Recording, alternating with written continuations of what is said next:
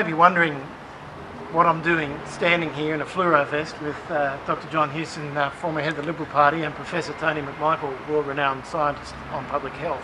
Apart from looking ridiculous. Apart from looking ridiculous, but we do this with a deadly serious intent, even aware of the irony, because we're in the campaign trail where everyone seems to be wearing fluoro vests to get attention.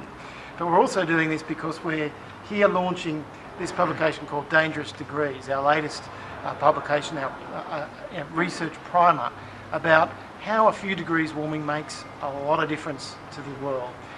People are worried about cost of living and refugees in this election debate. I tell you, cost of living concerns will go through the roof if we have much more warming than we do already. The impact on food prices and insurance premiums are starting to bite already, but they'll be much stronger. And if refugees are an issue, there'll be tens of millions of people on the move in Asia with the effects of climate change and its flow-on effects. So we launched this here at a CSIRO Cities and Climate Change Conference, which Tony has been participating in. I just wonder if you tell us a few of your concerns about this, about warming and public health.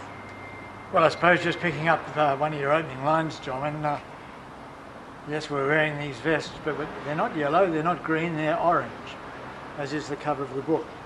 And anyone who knows their traffic lights knows what orange means. It means caution. And I think what we're increasingly concerned about is that we need to be moving in a very precautionary fashion now, because the possibilities for our future in this country and around the world are not looking good in terms of the warming that's going on and the sort of trajectory that we're on. So the meeting that we've been holding here, it's a one-day conference. It's looking at really the interplay or the intersection between climate change, the way we're building and living in our cities, and what the consequences are for human experience, for well-being, for health.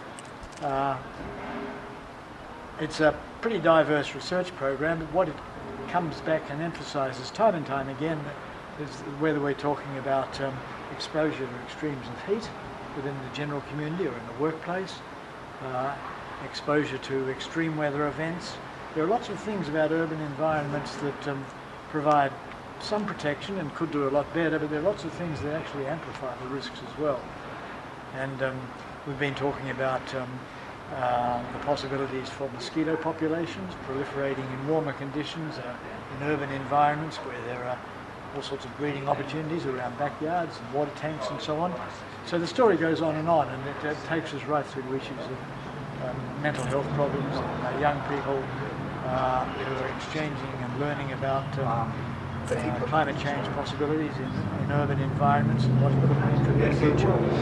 So our focus has been very much on the human dimensions and what all of this could mean just in terms of human well-being, health and ultimately survival in many parts of the world. Mm.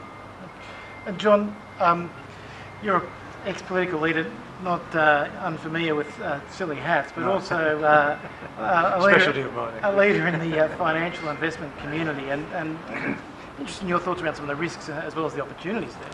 Yeah, well, look, I think firstly I should say that I'm very disturbed at the political process itself, that they've just sort of pushed these issues to one side in a sense. It's been a race to the bottom on a host of issues these days, and a lot of agreement between them that certain issues they don't want to debate them in this campaign. And unfortunately, the response to climate change is one of those issues where they've tried to get it off the agenda, when there should be a much greater sense of urgency, not only in terms of the target that both sides should be pursuing, taking a 2020 or 2050 dimension, but also the fact that there should be much greater urgency in terms of the nature of the response, the magnitude of the response. And we seem to imagine that we're just down here in this part of the Pacific and nobody's going to worry too much about us. And the fact is that we have the highest concentration of emissions per capita in the world, and we should be doing our part in relation to that globally. And so that frustrates me a lot, that the political process is so short-term that it doesn't deal with these medium to longer-term structural issues the way it should. In terms of financial risk, well, phenomenal financial risk. I mean, we've just survived and still surviving, I suppose, a rolling global financial crisis, which is seen as to be the worst since the Great Depression. If you think about the magnitude of the risks from catastrophic climate events and the orders of magnitude going from 2 to 4% warming, for example, then the financial sector, economic impacts of that they'd dwarf anything we've ever experienced.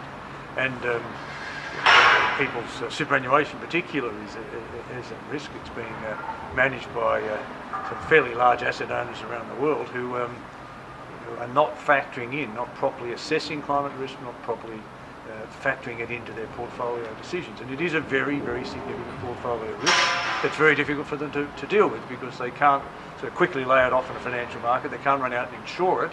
They've actually got to adjust their portfolio structures to deal with it. And so we're trying to encourage them to think about those sort of risks, because these are one of these things, often happens these days in politics. You wake up one morning, you find you've got a crisis. It was there for years before, you just didn't pay attention to it. And I think this is a classic example of how, in a financial sense, those risks are mounting every day. And one thing connects to another here. John, you're talking about the financial risks. For full cost accounting, it's not easy to get everything in there that's relevant, including the impacts on human health and impacts on productivity.